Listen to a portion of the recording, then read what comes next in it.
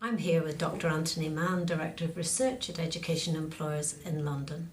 Anthony, why does employer engagement in education make a difference? Well, a growing number of studies show that it does make a difference, don't they? Very compelling evidence around economic outcomes and educational outcomes for young people.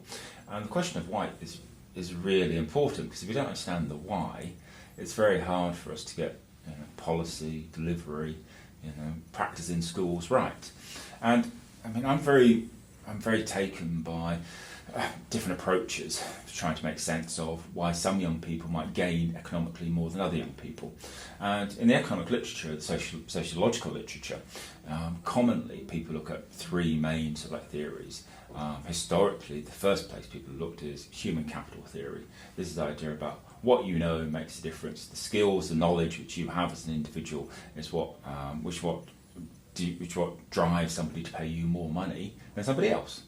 And employer engagement was often seen in that sort of light. It was seen as employability skills or technical skills, or it might sort of like underpin qualifications. But we've struggled to find evidence of that in the work that we've done. Even though there is a kind of a strong sense amongst practitioners and young people that these skills are being developed, we've really struggled to find evidence of those. What we have found more evidence is of social capital being grown for young people, and social capital is the who you know, and in particular type of social capital which we found very compelling evidence for. And there's an American theorist who works at Stanford University called Mark Granovetter. He introduced the concept of the strength of weak ties, that the network of people who you're involved in broadly is really helpful to you. If you know lots of different people who know lots of different things, then it's useful to you because you can gain different things from them, including access to what he calls non-redundant trusted information. It's what I call new and useful information. Right, yeah? Right. I like that term. Well, it's a bit clearer to understand, isn't it? But the new and useful information. And this is, I think, what happens often when we see episodes of employer engagement in a careers talk and a work experience and an enterprise activity. A young person encounters an employer or employee, and they feel that they can instinctively trust what they've got to say.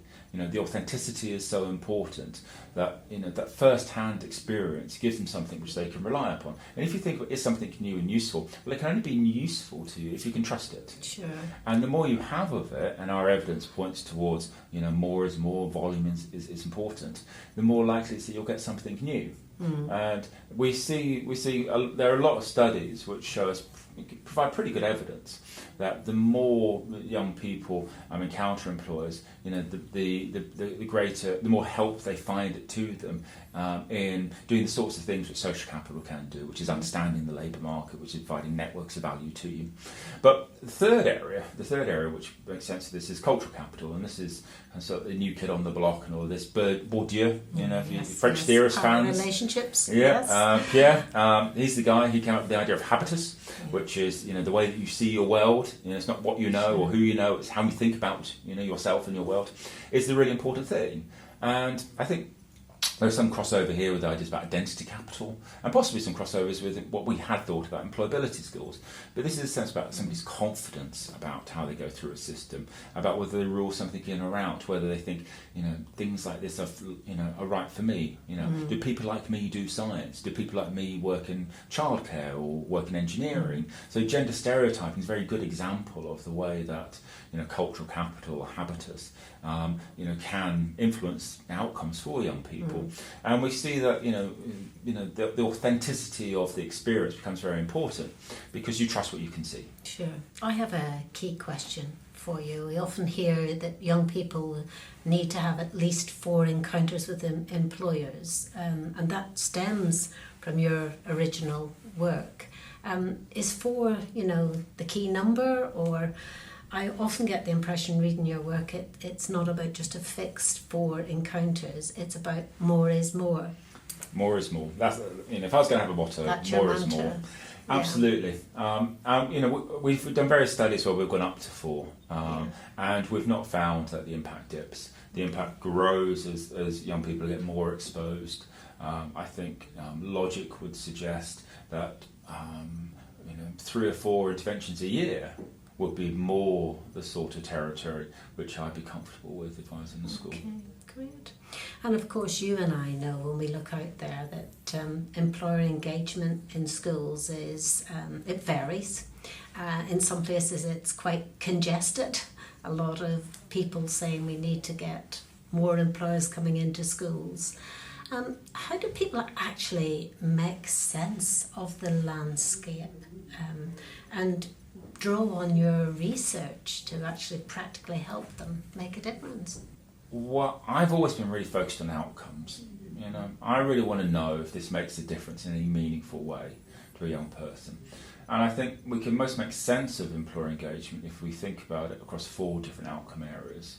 Firstly, can and does it help young people to make decisions about their futures as they navigate their way through the education system at 14, at 16, at 18? Does it help?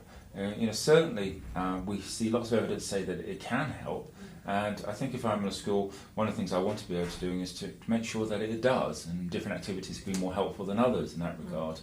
Secondly, does it help equip you with the knowledge and skills which the 21st century labour market demands? This is much more about applying knowledge in changing situations than has been the case in the past. And again, different types of activities are of value to young people in this. A third outcome, which is about the knowledge and skills of actually getting a job in the first place.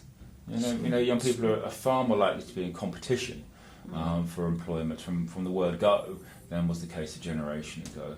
And fourthly, I think we can make sense of it in terms of the experiences which can underpin educational attainment. And a growing and interesting body of work is underway which looks at the way that young people's attitudes change as they go through their episodes of employer engagement, going back to that sense of cultural capital, the habitus, which I was talking about earlier.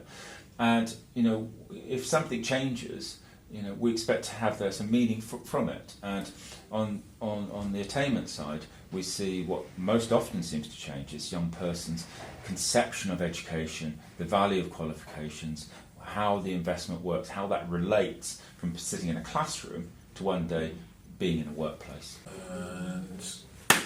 So Anthony, if a teacher's watching this video and says this all sounds great, but actually how on earth do I get started? What do they do? Come to the website, come to the Education Employers website, and come to Education Employers as an organisation. One of the things which we're really committed to is to make research as publicly accessible as possible. Not just the research we do ourselves, and we hold ourselves up to very high standards, which is why it's so important to us to get through peer review and to get into academic journals and so on. But to make insights from that research accessible. Teachers and careers professionals need to make their own decisions, but to be able to do that, they need access to reliable research. And the second thing is that the research which we've undertaken has underpinned the work we've done on delivery. So the whole of Inspiring the Future is designed to make it very easy for schools to provide for their young people multiple opportunities for them to engage with local employers, local employee volunteers, in order to be able to see the effects which we describe.